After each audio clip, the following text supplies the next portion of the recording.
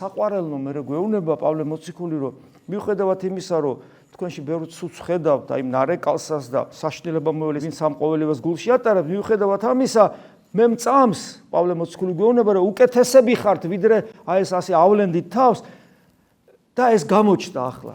უკეთესები რო ხარ და ხსნად მიწევნილი, ანუ ბევრი არ გიკლიათ, რომ გადარჩეთ. ამისათვის რა არის საჭირო? ის ერთობა, რომელიც დღეს არის, რომელიც ქრისტეს მიერი ერთობაა, თითქმის, იმიტომ რომ ქრისტეს ერთგული მსახურის მიმართ არის გამოვლენილი, აი ამ მიმართულებით რო გააგრძელოთ, ამგვარად რო დარჩეთ, ამას რო ეცადოთ, თქვენ თითქმის ხსნას მიწევნილნი ხართ.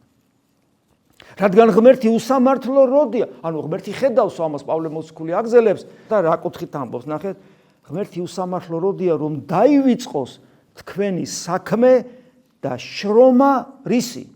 სიყვარულისა. ყველაფერს თავი დაანებოს საათობით განან ადამიანები. გესმით?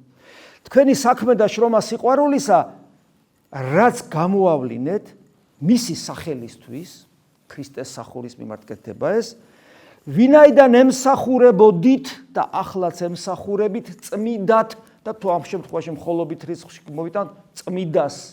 ანუ პატრიარქისადმი მსახურება, რომელიც ეს სიყვარულშია გამოვლენილი, ეს არის ის, რომელსაც ღმერთი არ ივიწყებს, იმიტომ რომ ღმერთი არ არის უსამართლო და ეს უშედეგოდ არ ჩაივლის, ანუ კეთილი შედეგი ექნება ამას პავლე მოციქულს.